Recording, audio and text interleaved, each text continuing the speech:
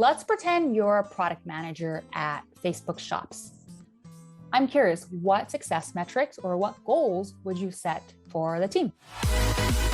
Hey guys, I'm Diana, and as you guys know, I'm the host of this channel. So here, I'm excited today to bring Abhishek on the channel. Hey everyone, this is Abhishek. I work as lead product manager at Square.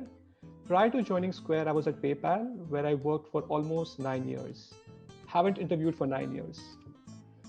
4 months ago, I started my interviewing journey, and Diana's YouTube channel helped me a lot in understanding some core concepts on how to crack the interviews. Ended up getting 4 offers, one from Square, Meta, DoorDash, and Lyft. I ended up joining Square because it aligned with my career goals. Happy to be here at your channel, Diana.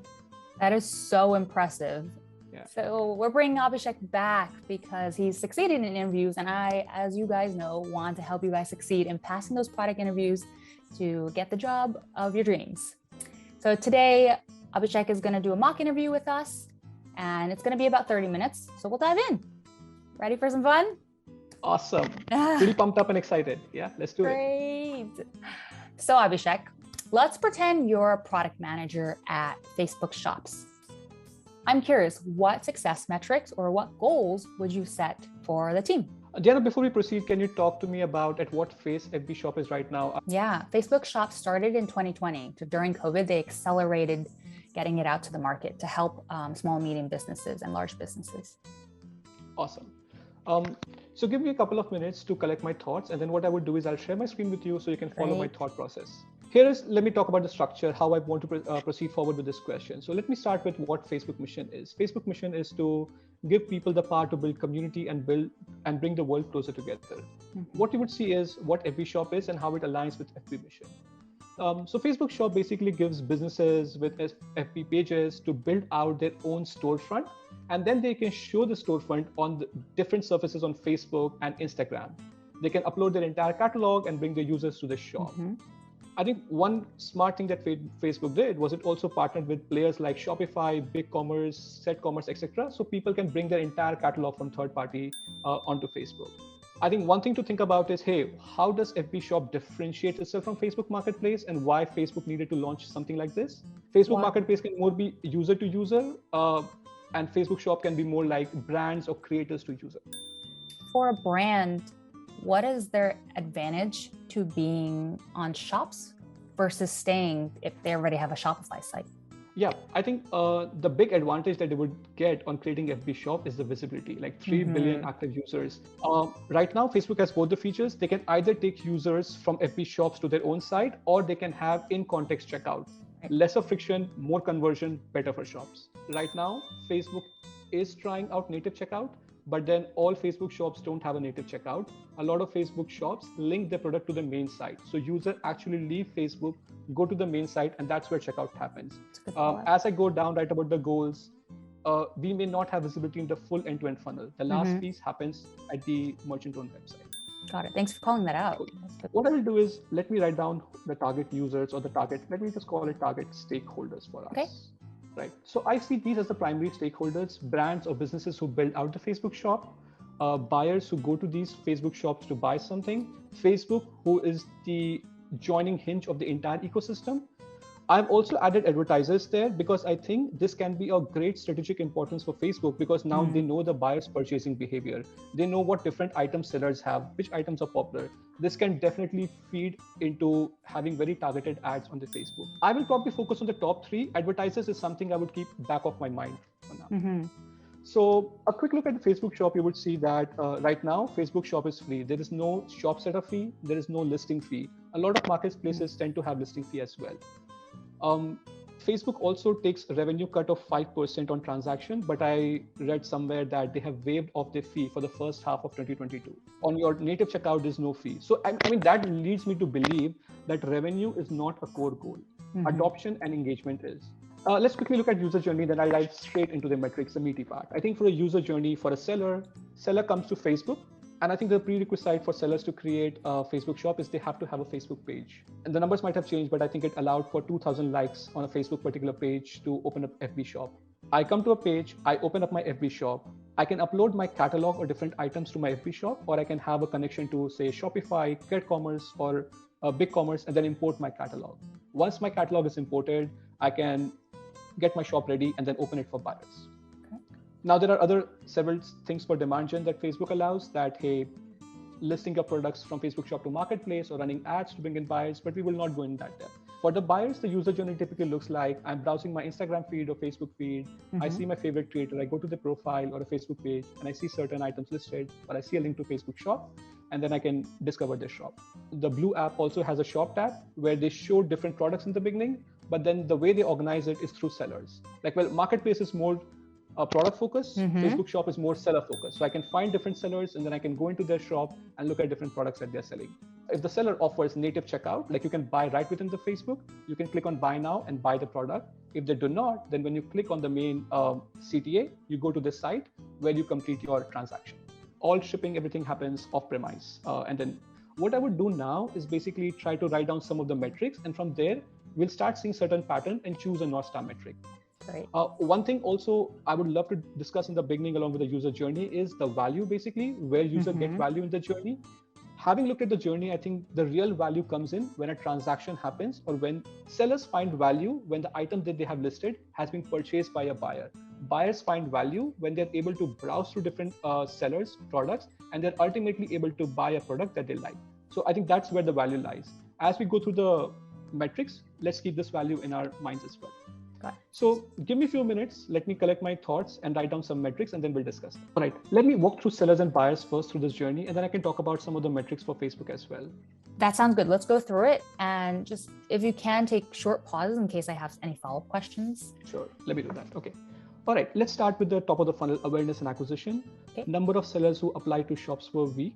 Again, my understanding of shop is it's not open to everyone. You have to have a certain limit to, like certain criteria to follow to do that. First step would be how many sellers are actually applying to this program. Like, is there an organic demand to be part of it? Number of buyers visiting shops per week. Like, now that we have created shops, like, is there enough top of the funnel traffic that is coming to the shops or not? Like, are buyers aware that something like Facebook Shop exists or not? Visiting shops, is that people clicking on the shops tab, or is that coming in through another channel? What do you think? Yeah. Good point. I think for now, I have not restricted it to visiting through shop tab. I think, like I said, shops can be surfaced through ads on your feed. It can be surfaced through explore tab on Instagram. Like, for whatever the sources, if users are coming to the shop, that means we have a critical mass of organic traffic that is coming and there is decent awareness. And do we choose per week for an intentional reason? For fast moving items, I generally tend to not go for a month because that's a long time to get the data, early data. I tend to avoid daily because in cases like purchasing or social media, sometimes we may have daily fluctuations. Like, people are more active on a certain day, so week basically smoothens out all those fluctuations. Okay. Then the next step is basically in the funnel is activation. Now, we may define activation as multiple different ways. You can say a seller is activated when they have uploaded a catalog and prepared their shops. I tend to define activation more as when is the key action that is done. When, as a seller and buyer, you have realized the true value that we talked about earlier. I think the true value comes when the sale happens. So what I'll be tracking is number of new sellers with 1+ item sold, number of buyers with 1+ item purchase. And let's talk about how we will track selling and buying further down the funnel. We can look at some proxy metrics and proxy data to figure out the sale. Okay. In terms of engagement, I would look at number of sellers in shops. Do we have enough shops? Number of active sellers per week, number of active buyers, how many items are being purchased, how many items are being sold, and then about the gross merchandise value of items. I was gonna just ask if you can talk me through why some of those are important. So typically when I look at both seller and buyer, right, I see a repeating pattern sometimes. So I can see that, hey, item being purchased and sold, I think I see a strong pattern over here. And like we discussed, I think this is the point of true value. When your items are being sold and when your items are being purchased, that means your product is giving a good value to the ecosystem. Okay. Another great metric that I was thinking about is the GMV of item, gross merchandise value. Say in case of marketplaces or in case of e-commerce, it's not just important to have multiple transactions, your volume of transaction also matters. Like, say, for example, am I selling greeting cards of 50 cents and I'm selling the lot, or I'm selling out rings, or I'm selling out furniture of higher value? The reason being, when higher value goods move, I think in future, it will be great for Facebook because that's how we will make money, 5% on a transaction cost. So higher the value of transaction, more revenue can Facebook make in the future. And that's basically the business model for all marketplaces or e-commerce platform. You make money out of processing. Also, it means that users are trusting Facebook with high value items. Then we look at the retention part. It's the repeat sellers and repeat buyers. I think a typical what we can do here is 30-day, 60-day retention, or the typical retention metrics. We can look at that of all the sellers that activated in the first month. In 30 days or 60 days, how many of them still have an active shop? And then we can look at repeat buyers. Of all the buyers who purchase something in the first month, how many of them keep coming back to the shops? What also a lot of e-commerce platform face is sellers tend to get sales in the first month. They start with marketing, but eventually the sales don't happen and their shops become just stagnant. So it's important to track us how many of the sellers are we able to retain on a month by month basis. Okay. Yeah. Cool. And then, in the interest of time, I haven't gone deep dive into it, but I think few things I could see that could fail was your catalog failure, your catalogs are not updating, your shop is not being listed. There are redirect failures, there are purchase failure on buyer, all these things that can hinder the experience of seller or buyer. We just choose a couple of metrics and put them as a quality metric. It's more for the engineering to track and more for PMs to track in the sense that, hey, our experience and everything is working fine. This is more critical for new products like Facebook Shop compared to legacy products. Then let's talk about our Northstar metric, downstream and countermetrics. So basically, I would lean towards number of items sold per week. But the issue is, I cannot actually calculate how many items are sold because, like we discussed, checkout actually happens on the website of the sellers in most cases. I'm thinking, are there any proxy metrics that I can look at? And again, I don't know the integration, but then Facebook Shop does have integration with Shopify, BigCommerce, and all these platforms. And then inventory might be in sync. So if an item is sold on their platform and inventory count reduces, we may know that that item has been sold. We can also look at referral data, like with a UTM param. The flow on Shopify came from Facebook. So you can know it by the referral, like who the referral was, and then you can attribute those sales to Facebook. But again, all these don't tend to be very accurate. Like I can kind of get the directional data from it, but that's not something that I will be able to 100% rely on. Even in the case of an inventory count is reduced, it will be very difficult to tell whether that sale happened because of a redirect from Facebook Shop or that sale happened because of an organic traffic on the main website. And again, not every website on Facebook may be integrated with these platforms. Right. So, especially the smaller businesses, you can imagine. Exactly. So what I need to do now is maybe look at the proxy data. If I look into the funnel, I think one step just before the sale happened is basically clicking on that call to action. That takes me to a different website. So probably I can say number of purchase intent clicks. Probably, yeah. I think this is something I can just mark as my Northstar metric. Got it. Let me quickly validate if it's a good Northstar metric or not. Like say if I were the PM for it running Facebook Shop, in order to improve this number, improve the number of purchase intent click, a good way to do that would be actually to increase number of shops. If my number of shops are increased, that means I'll have more surfaces where people can go ahead and click on that. What is the function of improving the number of shops? Basically number of sellers. Another way could be number of items. Another factor that can help me increase the number of clicks can be the number of buyers, number of repeat visit from buyers. So I can also think of like, hey, if I were to build out an org around Facebook Shop, I can have one seller division.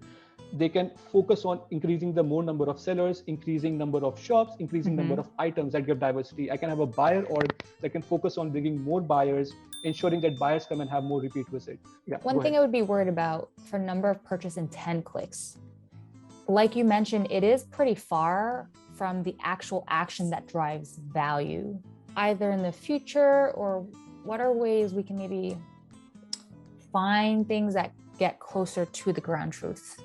Although logically in the funnel, it's one step below the purchase happen, but multiple things can happen. Like people may drop off on the site and it may not be a true indicator of that, but it can be more of a directional indicator, like I said. And again, we'll have to rely on our partners in the beginning. What we can draw out a quick pattern of it. Like it takes 100 clicks on FB shops to convert into 1%. Like our conversion rate is 1%. Okay. Once you have your conversion rate baseline set, it can be a good leading indicator of number of sales happening. Okay. And once these metrics and baseline gets pretty much defined, it kinds of remain constant unless your partners are improving their website, which will be very difficult to make a meaningful change because your risk is spread out over multiple partners. Got it. In the future, when Facebook starts giving out a native checkout experience to all the users and everyone adopts that, it will be very simple to measure how many sales is happening. Why might it be important for Facebook to really heavily invest in getting closer to the ground truth? The risk with proxies is it might give you an impression that, hey, we are doing well. Our clicks are increasing every day and everyone will be celebrating. But in reality, maybe after your click, the redirect doesn't happen. There's a 404 or 505, some hyperlinks may be broken and your buyers are not able to reach the website. Or the website you're redirecting to, their website is so bad that buyers are not able to buy. If buyers are not able to buy, they won't basically say that, hey, it's because the site is bad. In their mind, they started the journey on FB Shop. They will start losing trust in FB Shop. If buyers don't convert or buy, sellers don't make a sale, sellers would say, hey, it really doesn't add any value to be on FB Shop. So everyone will start losing the value that our platform promises. The value we promise to sellers is, hey, we'll get you sales through our organic channel. The value we promise to our buyers is we'll be able to showcase you different products that you can really cherish and enjoy. Yeah, but if that doesn't happen, people will stop deriving value out of it. Let's look at downstream metrics. Because we have launched Facebook Shop, what other impact it might have on the Facebook ecosystem? Number one thing is, would love to track is engagement on newsfeed. Now, because people are spending time on Facebook Shop and it's redirecting user to a different store outside, is the engagement on newsfeed dampened? Like, is the total engagement that they have on FB, is it going up, going down, or staying flat? Marketplace interaction. Although Facebook Shop is different from Marketplace, they sort of do similar things. There is a good overlap between them. What we want to track is there's no Marketplace cannibalization. The buyers that were trying to buy on Marketplace, they're now coming on FB Shop, spending time there, and maybe our Marketplace have gone down. Marketplace sales have gone down. And maybe we can track ad revenue as well, because advertisers are a core part of the whole thing. Maybe people were earlier buying different products from the ads they see on Facebook newsfeed. But now that we have introduced Facebook Shop, their mental idea of buying certain things goes to FB Shops, and our ad revenue of independent products on newsfeed is being impacted. These guardrail metrics just help us understand that, hey, we are not cheating on Northstar metrics, or we are not trying to gain something at expense of something else. Things we can track is number of listings taken down. Because we are so hell-bent on improving our Northstar metrics, we just open the floodgates to everyone. We compromise on our risk models, and it ends up getting a lot of listings which are actually bad or fake, and those listings are taken down. Number of disputes. I don't know if Facebook has a dispute mechanism, but I think one thing we want to know is buyers buying something through Facebook Shop, receiving fake items or having a bad interaction, and they may be calling our customer support. So we should record those complaints that are happening. And number of shops closed. Because certain shops had such a bad behavior or such unruly behavior, they had to be closed down. I had one last follow-up question, and it's a semi-trade-off question. This should be quick. We talked about GMV, and you mentioned there's a trade-off between low margin items and high margin items. So on the low margin items, you'll get higher volume, so more transactions, and the higher margin items, you'll get less transactions and more total GMV. Which type of sellers would we try to onboard more? A good way to solve these things or these decisions is to look at the unifying metric. Our unifying metric is number of purchase intent click. If I were to scientifically make a guess that, hey, should I do A versus B? Like, should I go with low margin or high margin items? I'll probably run a very controlled experiment. Of course, taking out the marketplace effect and novelty effect aside, run a very controlled experiment and look at, with the low margin items versus high margin items, where am I getting more number of sales on? That would also give me an idea, where do people perceive us to be the player? Like some marketplaces, if I'll call to say the name, like say Bonanza or the others, or Wish.com. Okay. Wish.com is pretty much popular for low value items. Right. That's the niche or the brand they have established, where certain items, certain marketplaces tend to sell more of a high value item as well. We really don't know where Facebook is positioned. It may be a strategic decision where we want to place ourselves, but a good way to check is scientifically through the data. Where do customers perceive us? Where do we stand in the eyes of the customers? All right, let's debrief. Self-reflection, let me start from the top. I think we covered FB mission, shop intro, target stakeholders, business goal. I think that part went really solid. What I could have done is be more cognizant of time, and then based on that, we came to our Northstar metrics. We justified our Northstar metrics. One thing I should have done better is proactively called out the risk. This metric is not perfect, but you had to ask me that question on the risk, where I should have proactively answered, why it's a risky metric and how we will de-risk the metric. So I should have done that.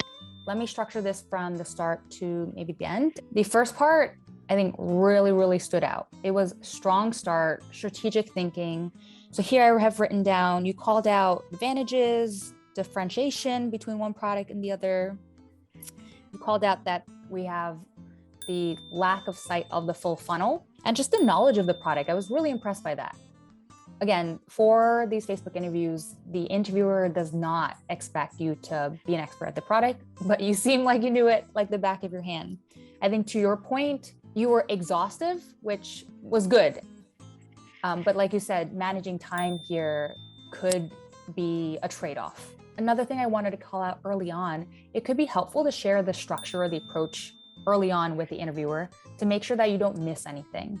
So here, I always say a best practice is kind of share your agenda point, because there's where you can align on, oh, you actually can save yourself some work and don't need to cover, some people don't care about downstream metrics. I think overall, I wrote here, your communication and structure was just very easy to follow. So the second part was going through the metrics. There, what stood out, and something I know I tell all of you guys, is sharing the why for the metric. And here I think Abhishek did a good job of proactively sharing. He called out the metric, the number of shops that have one item sold. And he said it was because that's when they find value. So he explained why he intentionally chose that metric. One thing he kept doing throughout was calling out the value to users. So you saw when he highlighted his Northstar metric, or what was in red, number of items sold at that point, he kept saying, this is when the buyer and the seller gets their value. I think like you called out the trade-off bit, I like that you call out the unifying metric, but if I think about it, the unifying metric is going to bias towards the number of transactions. Because the number of items sold, the step before that is the number of clicks. So that is going to prioritize the higher transactions and maybe come up with another metric, or kind of make, like you said, the strategic decision to say early on, we want as much engagement as possible. So even if it's low margin, we want people to get into the practice of buying on Facebook, and then later on vary it up with onboarding higher value items step by step. I think this was, guys, a really good model example of hitting all the right notes on being strategic and explaining why the metrics versus just listing a bunch of metrics, which most candidates do. And there, if you just list metrics, that's not going to help you stand out, because there's only so many metrics you can cover for products.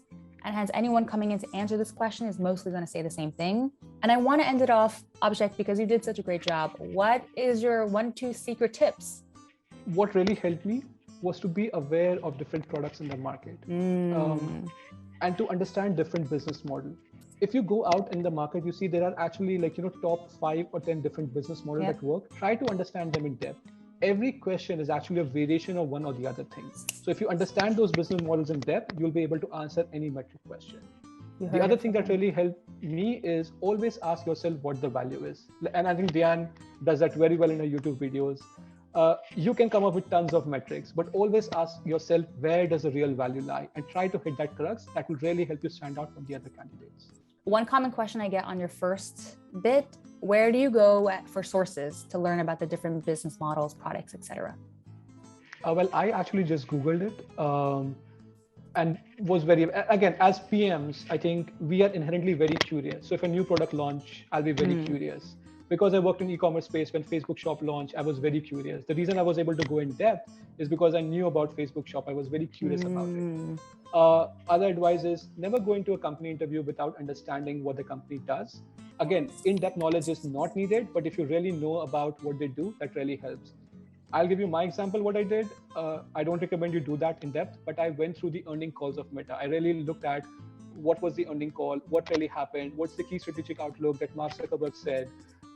When the DAU started dropping in, how would the company change or pivot? Why the drop happened? See, all these nudges when you bring in the interview would always present you as a very strategic person. Stay curious, stay hungry. Is that what Jobs said? Is that right? You stay foolish, I guess. Okay, not even close. Okay, well, thank you guys so much. And thank you to Abhishek for being a stellar mock interviewee.